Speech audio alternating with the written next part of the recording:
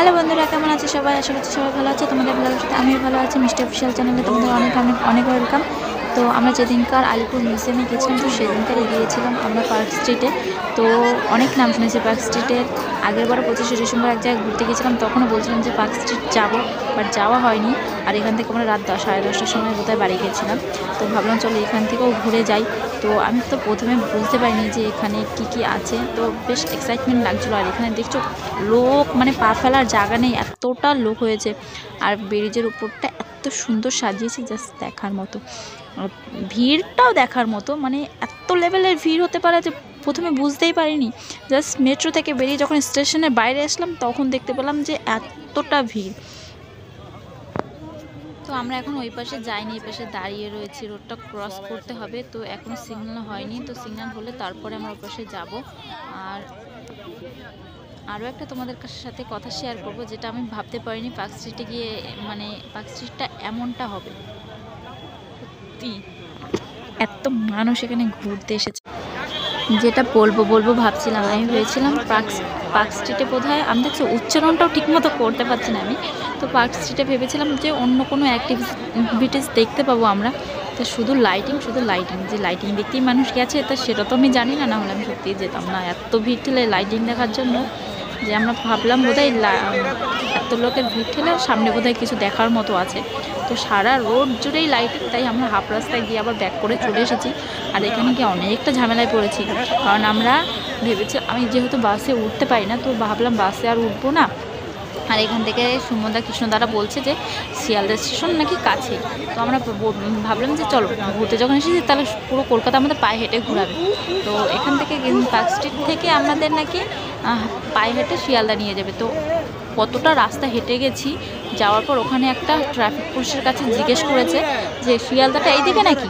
বলে না, তোমরা যেখান থেকে এসেছো সেদিকে রিটার্ন যাও, ওখান থেকে সোজা গেলে তারপর শিয়ালদা। মানে ততটা রাস্তা হেঁটে এসেছি, অতটা আবার রিটার্ন যেতে হবে পিছনে। তো গিয়ে আমরা আবার একটা রোড ক্রস করে তারপর লোকের কাছে জিজ্ঞেস করতে করতে অনেকটা গিয়েছি। তারপরে কৃষ্ণদা বললো না, আর হেঁটে যেতে পারছি না ওখান থেকে। তারপরে একটা আমরা গাড়িতে, মানে বাসে উঠলাম। শেষমেশ আমাকে সেই বাসে উঠতেই হলো। বাসে উঠে প্রায় 10 মিনিট, মানে বাসে মতো 10 মিনিট 5 মিনিট হবে হয়তো, আমি ততটা কাউন্ট করিনি। অতটাই টাইমই লেগেছিল, কিন্তু পায়ে হেঁটে গেলে বোধ হয় 1 ঘন্টা লাগবে শিয়ালদা পৌঁছাতে। আর এখানে দেখছো কত লোকের ভিড়। বা আমি আরও বলছিলাম যে এত ভিড়ে যাচ্ছি, দেখছি এরকম, মানে সব পোজ দিচ্ছে, মানে ভিডিও, এই এত ভিড়ের ভিতরে কীভাবে পোজ দিয়ে ভিডিও তুলছে তো তারাই জানে। আমি আরও সামনে গিয়ে দাঁত দেখিয়ে দিচ্ছিলাম। তো আমি আরও ভাবছিলাম যে মেয়েগুলো চুল ধরে একটু টান দিয়ে, মানে আমরা যেহেতু গ্রামের, আমরা একটু বেশি ফকরামি করি। তো ছেলে হোক বা মেয়ে হোক, আমরা ভাবছিলাম মেয়েদের চুল ধরে ধরে সব টেনে টেনে তারপরে যাবো। ভাবলাম না বাবা, আবার কোথাও যদি ঝামেলা হয়ে যায়। তো আমরা বেশ হাসাহাসি করছিলাম ওখানে।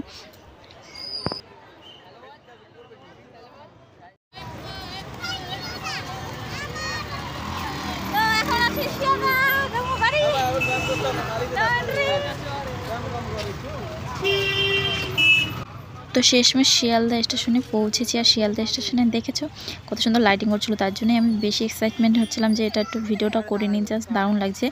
যাই বলো তাই বলো, কলকাতা শহরকে কিন্তু লাইটিংয়ে কেউ হারাতে পারবে না। জাস্ট রাত্রিবেলা কলকাতা শহরটা দেখার মতো থাকে। যে যারা কলকাতা শহরে থাকে তারা সত্যি, মানে দিনের বেলা না বেরোক, রাত্রিবেলা তো ঘুরতে বেরোবে। লাইটিংয়ের কাছে কলকাতা শহরকে কেউ হারাতে পারবে না। তো শেষমেশ এখান থেকে ট্রেন ধরে বাড়ি চলে এসেছিলাম। তো শিয়ালদা স্টেশনের লাইটিংটা কিন্তু দারুণ করেছে। শিয়ালদা, এটা হচ্ছে শিয়ালদা।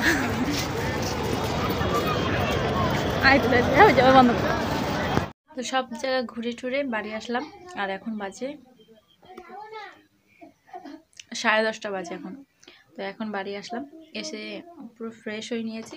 ফ্রেশ হওয়ার পর অনেকটা ভালো লাগছে শরীরটা, মানে জ্বর উঠে গেছিলো। কতটা রাস্তা হেঁটেছি ধারণা করার বাইরে।